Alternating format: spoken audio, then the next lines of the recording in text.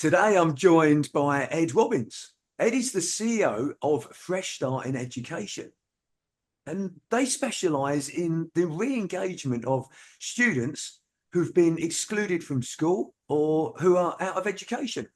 So, welcome, Ed. Thanks, Simon. Nice to meet you. Yeah, and you likewise, likewise. So, Ed, look, tell us a little bit more about Fresh Start in Education because it seems like a great thing for young children. Mm. Well, yeah, as you say, we work with children to reintegrate them into education. So we work with children who are out of school for any number of reasons. It could be to do with special educational needs. It could be to do with their behaviour. We've had children who've been trafficked into the country, who have young offenders. I mean, any range of reasons that they're out of education. And we're a one-to-one tuition education service. We like to call ourselves the breakdown service of the education world. So if they're out of school for whatever reason, we'll come alongside, like the AA, like the RAC, get them back on the road and aim to get them into more of a long-term education or employment or whatever the next step is for them. Okay, that's great. And sort of, so give us some examples of the type of things that you offer those children. I'm sure it's varied Mm. and vast, but perhaps some sort of type of things that you would sort of offer those type of children. Certainly. I mean, yeah, you say it's incredibly varied.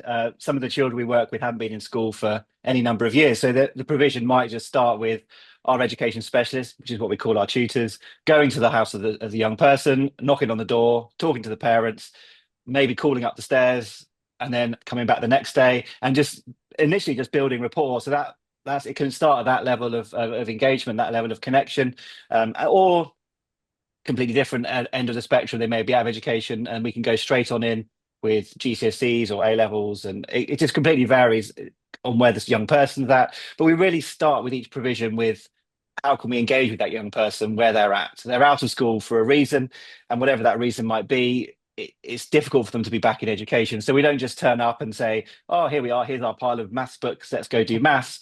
We really want to connect with them, engage with them where they're at. So that might be going to a coffee shop, that might be going for a walk in the park, and just connecting, finding out what interests them, and sort of going from there really to sort of rebuild their self-esteem if needed, revision them that there is education can actually work for them. If they've been excluded from a school, then they might just think there's no hope for them. And it's really inspiring hope for their future, which is our mission statement and our strap lines. We really want to inspire them. There is more for them. It's not over for them. They may have been out of school for any amount of time, but we can see that there is hope, there is a future, and we want to be able to give that to them in whatever way fits with them. Brilliant. So yeah, so really tailoring it to them and engaging Mm, with them. That's great. absolutely. So look, I think I'm correct in saying that it was, that the business was founded back in 2010 by Anthony Mead, but Hmm. you joined fairly early on in 2011 as an operations manager. But you've progressed throughout the business, and as I mentioned in the introduction, you're now the CEO of the business. Mm. Um, so when you joined back in sort of 2011, was that your ambition? Did you have that ambition to be the CEO of the business? No, no, not at all. I mean, before this, I was actually living in India. I was volunteering for a charity in India for a number of years. I happened to know Anthony. He was running a fostering agency at the time, and an independent fostering agency. So I knew him. He had some spare work going. So I started off as an admin assistant. I was doing Christmas birthday cards and Christmas cards for the carers and things. And then he said, "Oh, do you fancy doing some of the finance?" And I was like, "Okay, why not?" So I started doing some finance there. And then over the next few years, went through the AAT finance training, AAT level 2, 3, and 4, and then Fresh Start came out of that at that point. So my first involvement with Fresh Start right at the beginning was doing about 3 hours a week of finance, and then the rest of the time in the fostering agency. And then slowly, that was 2011, 12, that sort of time. It was a very small company then. It was just Anthony and the tutor that was working with a young person, and then I was doing a bit of finance. And then as time went on, he sold the fostering agency. So then he took me on and a couple of others on, and I was the operations manager then. And it's kind of developed over time, really. And then I just thought, well, I'm loving this. I absolutely love what the company does. It's been amazing to see it grow. So when now, but some years ago, I did an MBA through the Open University, which really helped to understand what I was actually doing already to some extent and how to do it a lot better, which has been amazing. Became a director about 10 years ago. And then Anthony's sort of reached retirement age. So it's been a transition really over the last few years. And he sort of stepped back from everything back in the summer last year. So it's been quite a whirlwind really from 2010 of doing the Christmas cards and birthday cards for a fostering agency to now, which is quite crazy really. To where you are now. Well done. Well, Yeah, well, quite crazy.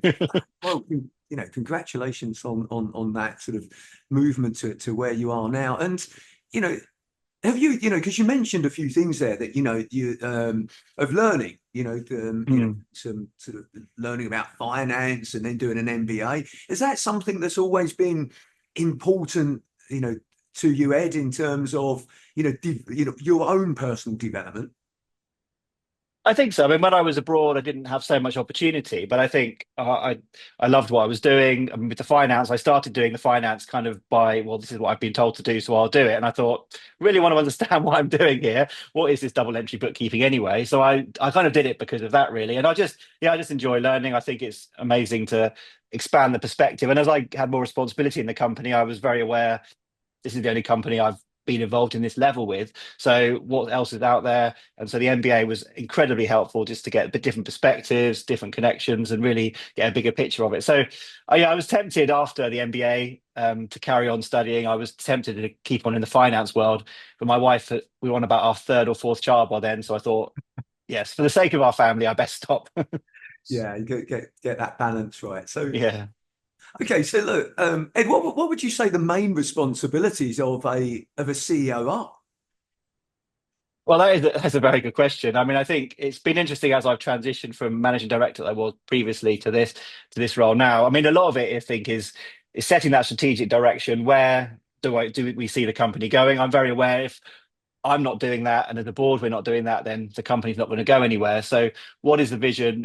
Where are we heading? And then trying to put into place those steps of how do we actually get there. So, a lot of my time at the moment is spent in one-to-ones with our heads of department and really building them and developing them and working with them on the day-to-day goals in their departments. But I'm in the process right now of bringing someone into the role of managing director. So that's going to change a bit. So I'll be stepping back even further to look at that strategic, bigger picture. And then with that is coming a lot of time, more and more time for me really spent connecting, trying to look at partnerships, connecting with clients, potential clients, and just sort of seeing where can we take this going forward, really. I just realized what we're doing is so important and so amazing to be able to impact the young people as we are, and just think, well, there's so many in this country and even in other countries that can we have an impact on them as well. So I'm just sort of in a time at the moment of thinking, I don't want to think too small. I don't want to go out there and just kind of, I need to be realistic, but also just thinking there's so many opportunities and so much that we've learned over the last sort of 10, 12 years in our working with the young people. How can we do more of that? So I really feel a lot of what I'm doing day to day now is, and more so, is thinking bigger picture. What's the vision? How are we going to get there? And looking in that direction, really.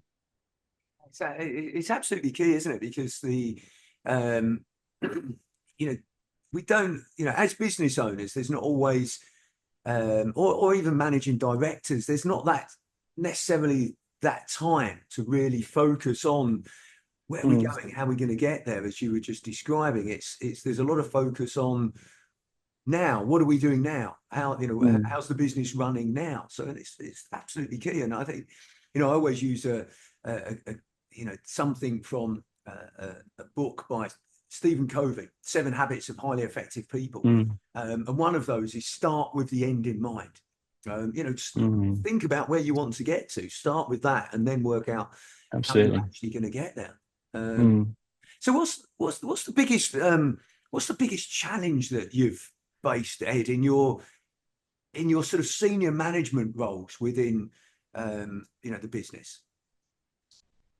I think over the years has been different, I suppose. I mean, came into the managing director role at the beginning or in the early months of COVID. So that came with all the lockdown challenges and just kind of trying to keep the thing afloat in many ways. I think on a day-to-day basis now, it's kind of keeping that vision strong and not being distracted from that vision. I think really of other ideas that come, other thoughts that come, other suggestions. It's kind of helping to bring everyone back to this is why we're here. This is what we're doing. Does that fit with our purpose? I mean, I think I'm incredibly fortunate. The team we have here are absolutely incredible. We've got quite a number of people here that have been with us 10 years, been with us since the beginning and been with us over the years. So it's been amazing to see the team develop and grow, but that's not without its challenges. And I think, over the different phases of growth, we went from all could sit around a table of 5 people to then we started having different departments. And then it was, how do they operate together? And I think the challenge we've had over the last kind of few years, or what we've been working through, is we don't want them to become siloed departments. And then how do we bring that all together and work together for that vision and that purpose? And how do we work on that collaboration connection? So it's, I think that's going to be some of the challenges we faced. So yeah, that because it's like it's so important, isn't it? From what you said there, is Mm, surrounding yourself with a great team, but it's not mm, just about surrounding yourself with that great team. It's about everybody working together, mm. for that future goal that you've sort of said there. So how do you ensure that the company's prepared for emerging challenges and opportunities, Ed?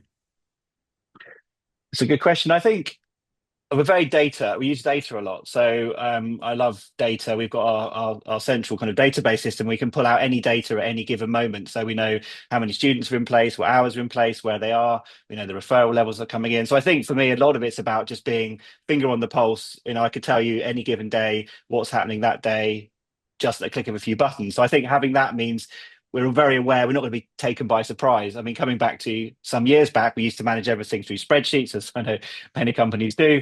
And then we'd have reports at the end of the week about the hours that week and what been going on that week and where we were at. And sometimes that might be a bit too late. But I think now it's all just the data is so clear, we're projecting well, we know what's happening. So we're not taken by surprise. So it really helps us to keep planning ahead, but also hopefully not have any sort of unexpected shocks or surprises. Not that they won't come, but at least we're prepared as much as we can be. Yeah, we can't have a crystal ball, can we? But No, indeed. we can prepare ourselves Yeah. as possible. And look, link it back, to what you were saying just now. How do you ensure that the company's vision aligns with its operations and culture, or actually probably the other way around? How do you ensure that Mm. there's alignment between the operations and culture with actually ultimately where you want to get the business to, the vision? I think for me, it sort of starts with talking about it a lot. And that's something Anthony used to do very frequently, is always bring us back to, in the simple nutshell, it's about that individual young person that we're working with. And it's kind of always reminding us. And, we have staff meetings whenever we do, we're always having testimonials about what's happening with young people.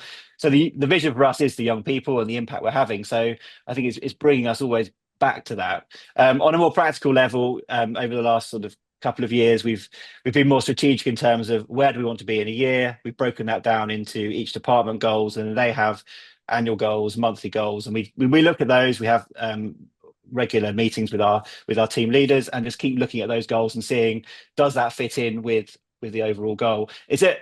I came up with this slightly cheesy acronym. I wasn't sure whether I'd wanted to mention it here because it's a bit cheesy, but the kind of strategy for the year we've been looking at is growing our OREO, the Okay. biscuit, and that's based on OREO is an acronym. So it's our student outcomes, our geographical reach, our process efficiency, and our service offering. So obviously the second word of each of those is OREO. So what we've kind of internally, this is very much an internal thing, but internally it's kind of when we're coming up with an idea, coming up with a thought, I'm encouraging people to ask each other, is that growing our OREO? Is that helping to grow those 4 things that we're wanting to try and achieve in this coming year? And that's really helped. I've bought in lots of Oreos and done silly Oreo related things, but it just helps us to really think about that is the core of what we're looking to achieve. We want to grow those 4 things, first and foremost, those student outcomes and each of the others as well. And that helps bringing us back to that. So it's not just there's a vision out there or strategy out there, and then we're over here doing something different. It's all so key and part of what we're doing. So each of those departmental goals feeds into that, which then they're working on a day-to-day basis effectively, which really helps to keep that connection. And I think you mentioned about culture as well, and we've spent a lot of time and energy on our culture. I mean, we've always had, I think, a positive culture because of what we're doing. We attract people who want to make a difference and have an impact, so people really believe in what we're doing. But over the last couple of years, we've spent some time, which sometimes I wonder if it's well, it's good. It's well spent time. But we spent some time looking at a couple of different books throughout last year. We spent quite a lot of time as the company looking through Brené Brown's Dare to Lead, and we spent time in team leaders groups, in department groups, just really looking through the vulnerability aspects and all the different things she talks about there. Really thinking, what is it that makes us who we are? What is it that makes our culture strong, and how do we keep developing that? And I think for me, as we look to grow, as which we're definitely looking to grow, and we have been growing, is can't be at the cost of our culture, and we have to hang on to, and if necessary, fight for what makes us who we are. Not just because that makes us a healthy company, but also because if we don't do that, then what are we giving to the young people we're working with, and what do we, that's what we need to be giving to them. So it's, in some ways, it kind of goes back to a comment Anthony used to say all the time from the beginning was, if we want to look after those young people and impact those young people, we have to look after the staff, we have to look after tutors, and that sort of flows all the way down to the young people. And we kind of hang on to that and stick with that, really. Like it. That's great. And I love that. I love that acronym, OREO. Well, I love that. It's very cheesy. No, but it makes it memorable, doesn't it? It helps It people does. It does. Yeah. to to think about it and remind them. So, Mm. look, I guess more specifically, how do you approach building and maintaining a high performing sort of executive team? The people that report directly into you, your senior leadership team. How do you approach building and maintaining that? I mean, in some ways, it's a similar thing that we just kind of talking about and thinking about culture. I mean, we've actually been going through a different book with our heads of department over the past our past 6 months or so, and it's been really helpful just to really think about what do we mean by leadership. It's about thinking about how we're interacting with each other, really building that trust. It's similar kind of in vein of similar vein to Dare to Lead in some ways in that vulnerability. So really building and strengthening and feeling an openness to sometimes say, I don't know what I'm doing here, or how would you deal with this? And it's really, we're really strengthening that connection, which then drives us to perform well and work well. Because I think at the end of the day, we all believe so strongly in what we're doing, and we want to see the company succeed. We want to see the young people impacted. So openly having that openness and that vulnerability as a core team really helps to strengthen that. Yeah. No, okay. And it sounds like you're really focused on leadership development, growth, team alignment. If you Mm. could if you could wave a magic wand and solve one challenge in that particular area, what would it be? Well, that's a good question. I think what we've been working on at the moment is how do we disseminate that across the whole company. So I think that's something we're looking at developing. We over the last year or so, we brought in deputies and supervisors and different levels in the organisation. And I think it's how do we keep that strong as the company grows? How do we? So it's the magic wand would be everyone's got it, and it's and obviously it's all about. But I think that's it's all about be going through the practical experiences of learning, isn't it? But I think, it would be that really. Yeah, okay, no, that's great. And because it does become more difficult as an organization grows to keep that alignment, that engagement, that same sort of vision, and how everybody understands that their role contributes to that overall sort of goal. It's like this has been sort of said a number of times about there was a US president that went to visit NASA. I can't remember which one it was, and he went up to a cleaner or a janitor there, and he said, "What's your job? What's your job here?" And the janitor said, "I'm helping to put man on the moon." And that's Amazing. when Yeah, you've got it going all the way through absolutely. the organisation. Yeah. So, And I think that's so key. And we look at that when we're recruiting, and we're often talking about that, and that's hence I said earlier about having testimonials. Often, our office is here. We've got one head office, but our education specialists and our students are all over the country, and we may not see students ever from the people in the office, but there is such an awareness that if we don't do what we're doing well, we're not going to impact those young people aren't going to be impacted. And I think it's and I've heard that before and believe completely that it's exactly the same here, where not in the same scale, but the same here, that is what each person is doing, from the IT to the finance to every aspect of the company. They may never see a young person, but we are each having an impact on their lives and changing lives, which is quite incredible to be able to be part of. no, absolutely, and that must be a real great feeling, because it's out, like throughout this conversation, Ed, you've demonstrated your passion for helping young children. So when you see that happening, that must be a really powerful driver for you and everybody in the business. Absolutely. But what would you say the biggest learning that you've had since you've been in, well, let's say this, the CEO role that you're currently in? What's the biggest learning that you've had? Biggest learning, I think a lot of it comes down, I guess, down to the whole leadership thing again of building a leadership team. I think it's recognizing as it's grown, I can't do it all myself, and delegating is one of those interesting words that we all know we should do and perhaps don't do as much of. So I think, yeah, and that's, as I mentioned earlier, where we're bringing someone into the managing director role, and that starts in just a few weeks. That's a big step for me to then give that over, but it's a big learning to realize if I want to be able to do what I need to do, which is take the company out there and be involved in connection, then I have to do that. So I think, yeah, one of the biggest has been delegating. I think over the years, I have a tendency to think I'll just get on and do it, and sometimes that's in evenings and weekends, which is not healthy or helpful, and I don't want to be doing anymore, and I don't do so much now. But I think, yeah, the big challenge, not challenge, but learning, is delegating well, and building and having that strong trust that I can delegate and it will be done not just as well as I would do it, but better.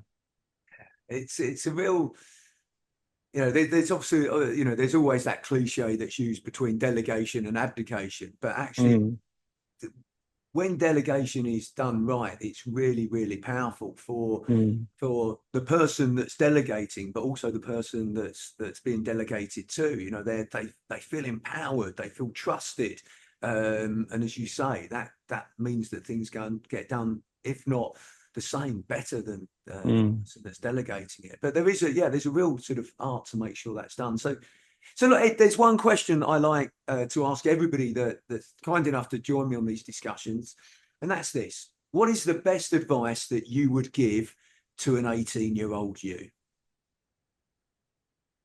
Yeah, that is a good question. I've been thinking about this, and I think so many things, but I guess the thing I'd say in the moment, I'm reading this book I mentioned with our heads of department, and one of the things that focuses on right from the beginning, and its kind of headline is "The project is you." And I think that would be a key thing. If you want to lead well, then you have to work on yourself, and you can't just expect to, it's easy just to kind of think, I've got to run and run and run, but actually not stop and work on yourself. So I think it would be that, just recognize that you as an individual, you're the project. Take time for yourself, take time to grow and develop and build yourself, and then and learn, which will then you can take you on in whatever your life has for you, really. A great piece of advice. I like that. Focus on you. That it reminds me of a quote by Jim Rohn. Are you familiar with Jim Rohn? Yes, yeah. And he says, work harder on yourself than you do on your job.